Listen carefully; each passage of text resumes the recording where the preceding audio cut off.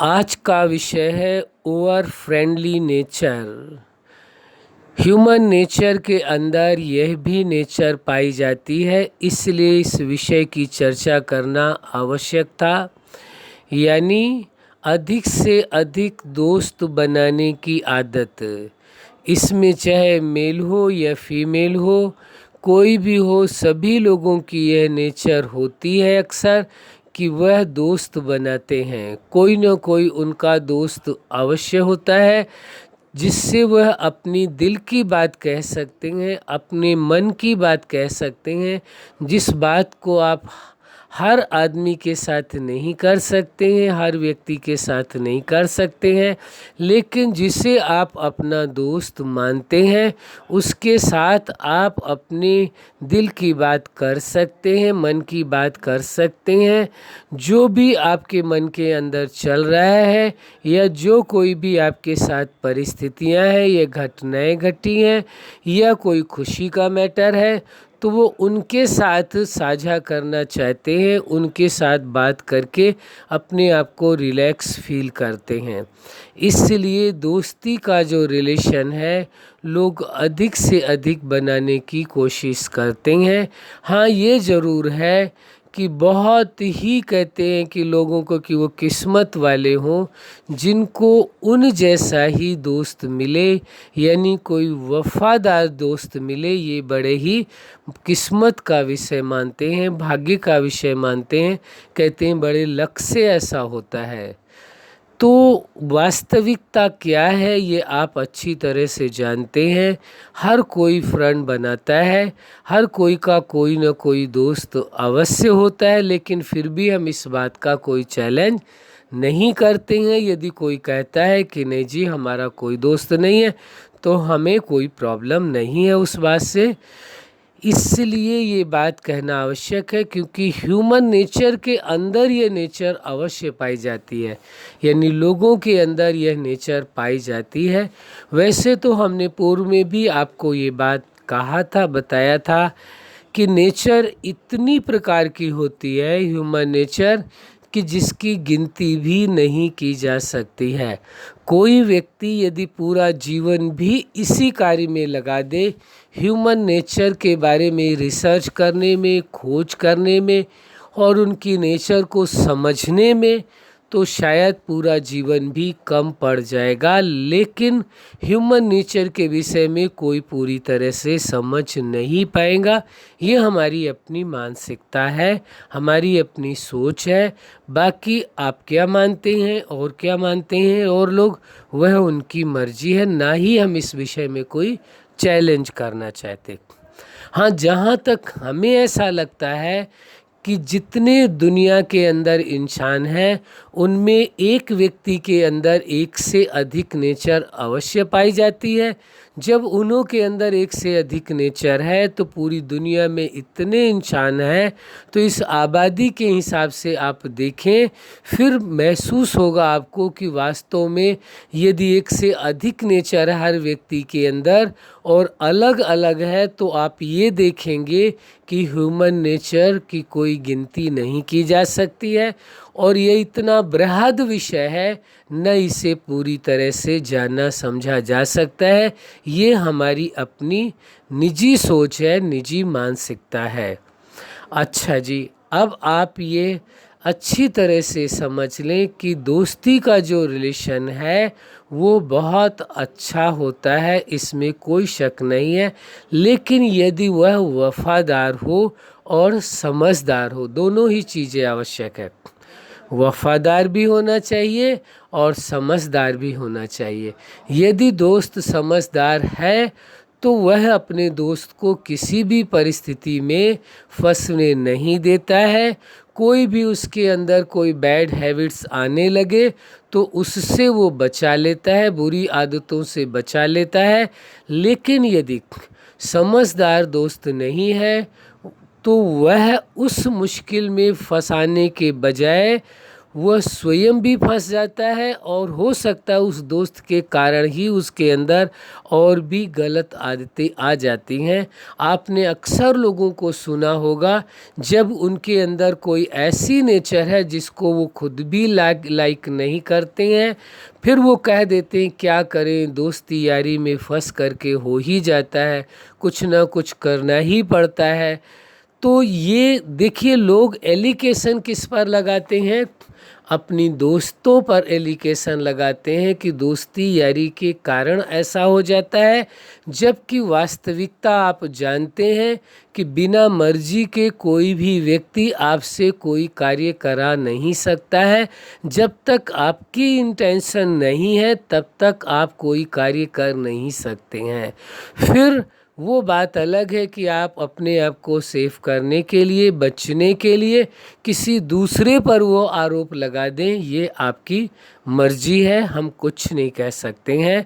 लेकिन यदि वो दोस्त वफादार होगा तो आपको कभी धोखा नहीं देगा और न ही किसी धोखे में आपको फंसने देगा, न ही किसी आपकी गलत आदत में आपको सपोर्ट करेगा।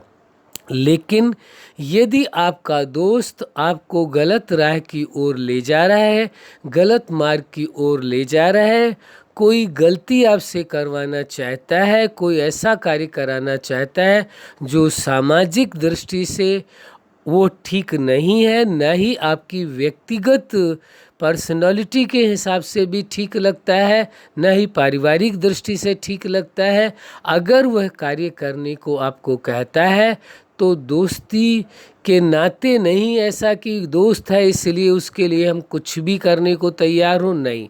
आपको अपने विवेक का प्रयोग अवश्य करना चाहिए। यदि आप वफादार हैं तो आप अपने दोस्त को गलत मार्ग में जाने से रोकें, और यदि वह कोई आपको गलत मार्ग दिखाना चाहता है तो ना ही गलत मार्ग पर जाए और उसे भी समझाने की कोशिश करें। यदि ऐसा लगता है कि वह व्यक्ति जिद कर रहा है, आपका दोस्त नहीं मान रहा है, वह आपको गलत राह की ओर ले ही जाना चाहता है, तो वहाँ पर यदि आप उचित समझें तो उस दोस्ती को तोड़ देना बेहतर है। लेकिन दोस्त के नाते से या दोस्त के कारण गलत मार्ग पर आप जाएं या गलत कार्य करें, उसकी ओर कभी भी जाना नहीं चाहिए। किसी भी प्रभाव में आ करके ऐसा नहीं करना चाहिए। ज़्यादातर लोगों को ये देखा गया है, वो अक्सर इस बात की शिकायत करते हैं, ये बात कहते हैं कि दोस्तों के कारण कभी कभी ऐसा करना पड़ता है, वह दोस्त लोग नहीं मानते हैं।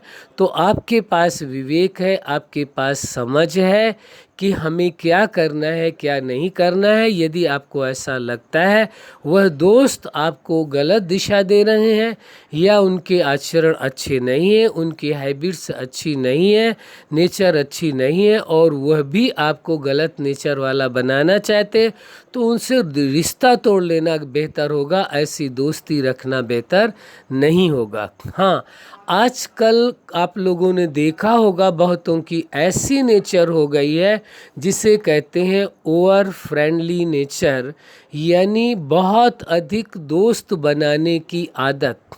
ये सभी में पाई जाती है, चाहे वो कोई भी हो, हम पर्टिकुलर किसी के लिए नहीं कहेंगे, लेकिन सभी के अंदर ये पाई जाती है कि उनके पास अधिक से अधिक दोस्त होने चाहिए।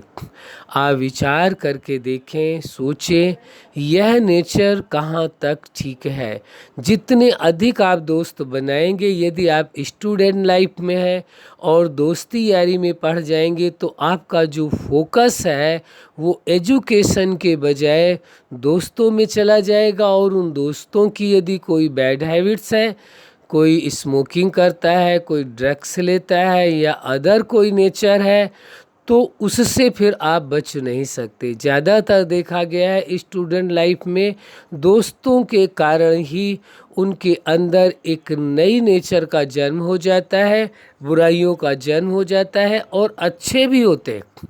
हम ये नहीं कहते कि अच्छे दोस्त नहीं होते हैं, अच्छे दोस्त भी होते हैं जो एजुकेशन में यानी पढ़ाई के कार्य में वो मदद भी करते हैं।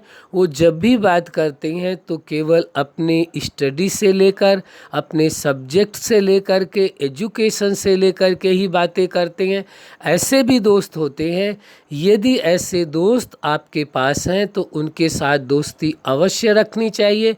लेकिन ऐसा आपको यदि लगता है कि मेरे ऐसे दोस्त हैं जो मुझे एजुकेशन से हटा करके किसी और में और मेरा फोकस करना चाहते हैं, या उनकी वजह से मेरा फोकस जो है एजुकेशन के बजाय किसी और तरफ हुआ जा रहा है, तो वहाँ पर अपने आप सोच समझ करके उस दोस्ती से अपने आप को अलग करना ही ठीक होगा, कर लेना चाहिए।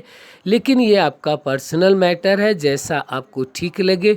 हमारा कार्य है ये नेचर के बारे में बताना कि यह नेचर अच्छी भी है, लेकिन यदि गलत दिशा की ओर ले जाए तो गलत भी है, खराब भी है। वैसे ये नेचर लगभग सभी में पाई जाती है, और जिनके अंदर ये नेचर है सभी के अंदर लगभग पाई जाती है। और यदि उसके पास अच्छे दोस्त हैं तो बहुत अच्छी बात है। वो हर मुश्किल में साथ खड़े होते हैं, हर परिस्थिति में साथ खड़े होते हैं। वो दोस्त दोस्त के लिए सही दिशा देते हैं, एक दूसरे के लिए किसी भी कार्य में वो सपोर्ट करते हैं, चाहे वो एजुकेशन लाइफ का मैटर हो, चाहे वो फैमिली लाइफ का मैटर हो, चाहे वो मैरिज लाइफ का मैटर हो, चाहे वो सोशल लाइफ की बात हो, या प्रोफेशनल लाइफ का मैटर हो, या स्पिरिचुअल लाइफ में है, कहीं भी है, वह उनको सपोर्ट यदि करते हैं और वह उनके साथ अच्छे मार्ग की ओर चलने के लिए प्रयासरत होते हैं, तो ऐसे दोस्तों का होना तो आवश्यक है, बहुत अच्छी बात है।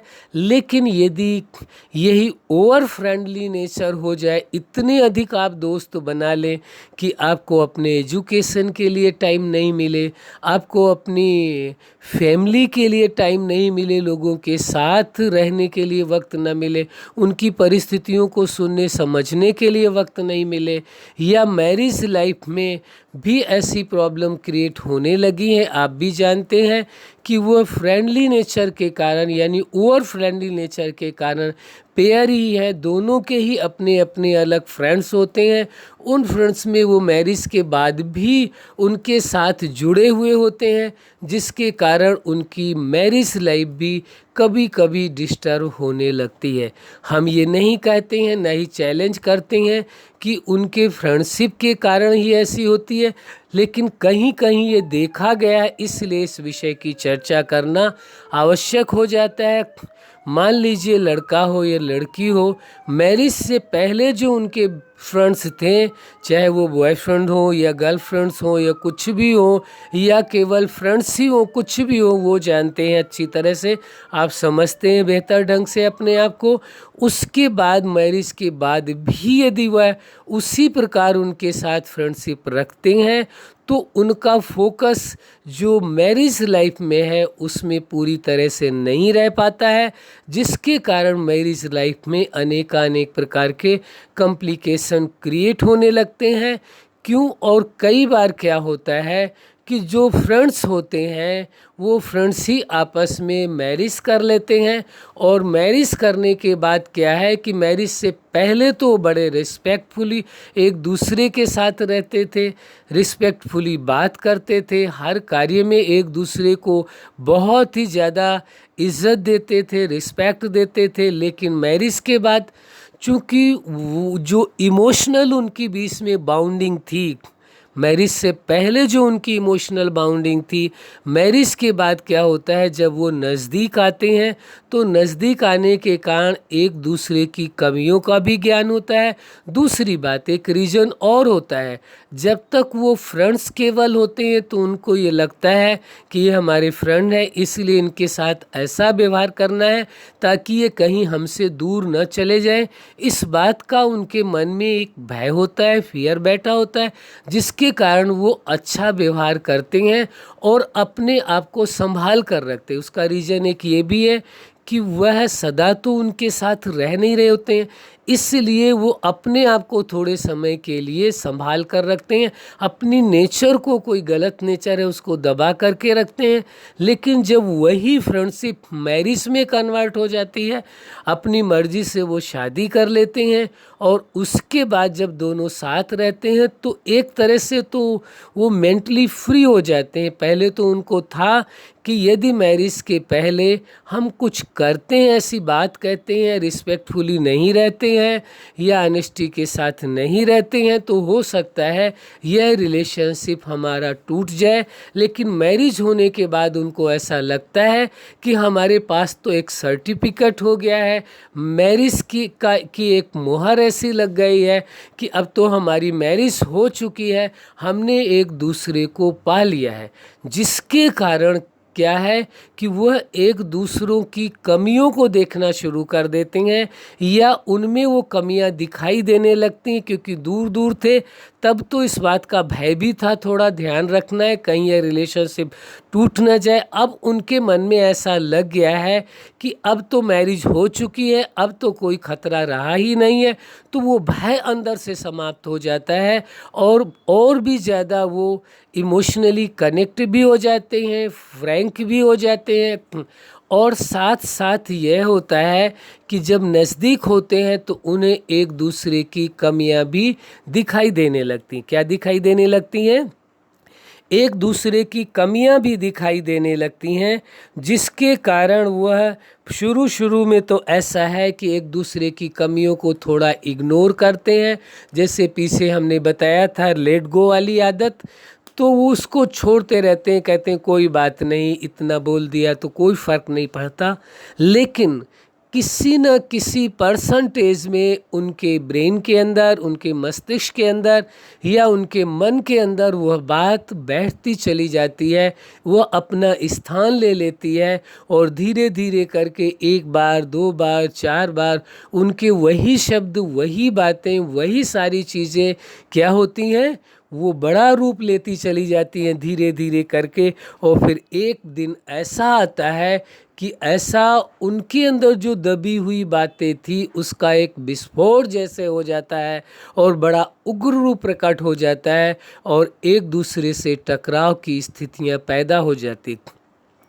ज़्यादातर देखा गया है, ज़्यादातर परसेंटेज में ये देखा गया है कि जो इस प्रकार से फ्रेंड्स के बाद मैरिज लाइफ में आते हैं, वैसे तो किसी की भी लाइफ में ये कॉम्प्लिकेशन हो सकती है, ऐसी कोई बात नहीं है, ना ही हम इस बात का चैलेंज करते हैं।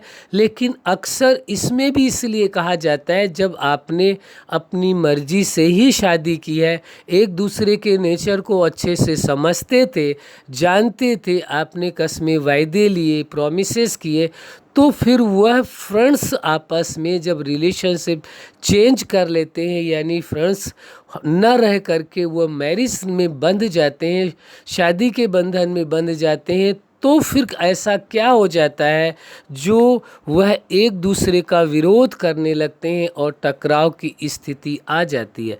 चलो दूसरों को तो आप ये कह सकते हैं उनकी अरेंज मैरिज है, लेकिन जो फ्रेंड्स होने के बाद, लेकिन एक विषय जो खास इसमें चर्चा का था, जो आज का ये विषय चल रहा है, ओवर फ्रेंडली नेचर, यानी यदि मैरिज के बाद भी लड़का और लड़की दोनों अपने फ्रेंड्स कायम रखते हैं और उनके साथ कनेक्ट रहते हैं, तो पूरी संभावना होती है, शुरू में तो नहीं लेकिन धीरे धीरे करके उनमें कहीं यदि एक दूसरे की कम केयर करने लगते हैं, ध्यान कम देते हैं, एक दूसरे को टाइम कम देने लगते हैं, तो कुछ जब इमोशनल जो बाउंडिंग थी दोनों के बीच में, जो प्रेम का जो रिलेशन था, वो धीरे धीरे करके जब इमोशंस हर्ट होने लगते हैं, वो बाउंडिंग कम होने लगती है, तो फिर क्या होता है, एक दूसरे की कमियों को निकालते हैं, टकराव की स्थिति होती। उस अवस्था में भी यदि वो अपने फ्रेंड से कनेक्ट होते हैं, पूर्व के फ्रेंड से, फिर क्या होता है, उनको ऐसा दिखाई देता है कि मेरे हस्बैंड में, या वो हस्बैंड को ऐसा लगता है मेरी वाइफ के अंदर कोई ना कोई कमी है, या वो अपने फ्रेंड से अटैच्ड है, दोनों एक दूसरे से, ऐसा उनको लगता है, जिसके कारण हमारी फैमिली लाइफ में यह डिस्टरबेंस हो रही है। तो यदि ओवर फ्रेंडली नेचर के कारण आपका इतना सुंदर रिलेशनशिप, जिसमें आपने फ्रेंडशिप के बाद ही ये रिश्ते को सेलेक्ट किया था, वो यदि टूटता है तो आपको समझ लेना चाहिए कि आपकी यह ओवर फ्रेंडशिप नेचर है। ओवर फ्रेंडली नेचर के कारण ही आप ऐसा कर रहे हैं। आपको अलर्ट हो जाना चाहिए और अपनी इस नेचर को चेंज कर देना चाहिए। अन्यथा जो आपका रिलेशनशिप है, जो मैरिज लाइफ है, इतना इम्पॉर्टेंट लाइफ है, जो मैरिज लाइफ है उसको टूटने का खतरा बरकरार बना रहता है। हम ये नहीं कह रहे हैं कि वो टूट जाए, हम तो कभी इस पक्ष में नहीं रहते हैं, हमारा ये पक्ष नहीं। हम तो कहते हैं रिलेशन कैसे भी हो उनको संभालना, उनको चलाना, उनको निभाना परम आवश्यक है। कोई भी रिश्ता हो, हर रिश्ते को निभाना है। हम कभी भी रिश्ते को तोड़ने पर बिलीव नहीं करते हैं, बल्कि रिश्ते को जोड़ने पर ही भरोसा करते हैं। इसलिए हमारा कहना यह है कि ओवर फ्रेंडली नेचर से यदि आपकी गृहस्थी, आपकी मैरिज लाइफ प्रभावित होती है, तो आपको अपनी इस नेचर को बदल लेना ही उचित होगा। और अपनी यदि आप मैरिज के बाद भी फ्रेंड्स की तरह रहें तो मैरिज लाइफ आपकी और अच्छी रह सकती है। तो हमारा कहना यह है कि जो ये ओवर फ्रेंडली लाइफ है, और आजकल बहुत टकराव हो रहे हैं यंगस्टर्स में, देखिए उन लोगों की इतनी कॉम्प्लिकेशंस हैं, ज़्यादा से ज़्यादा प्रॉब्लम्स उनकी केवल फ्रेंड सर्किल की है। होता क्या है कि वो फ्रेंड्स बाउंड करते हैं, उन पर प्रेशर बनाते हैं कि आपको अब यहाँ चलना है, यहाँ आना है, ऐसा करना है, ये कोई फंक्शन अटेंड करना है, कोई कुछ करना है, बहुत सारी बातें ये आप अच्छी तरह से जानते हैं। आपको बताने की इस विषय में आवश्यकता नहीं है, आप समझदार हैं। लेकिन ये कॉम्प्लिकेशन इसीलिए आती हैं कि बहुत ही ज़्यादा फ्रेंड्स बनाना चाहते हैं। वही यदि आप चाहें तो आप अपने पेरेंट्स को भी, जब आप थोड़े बड़े होते हैं तो आप उन्हें भी यदि फ्रेंड्स बना करके चलें, उनके साथ भी फ्रेंडली रिलेशन रखें। फ्रेंडली रिलेशन का मतलब यह है कि आप उनसे अपने मन की बात कह सकें और आपके पेरेंट्स भी आपकी बात को सुन सके और वो अपनी भी मन की बात आपके साथ शेयर कर सके। तो हम नहीं समझते कि बहुत ज़्यादा आपको फ्रेंड्स बनाने की ज़रूरत होगी।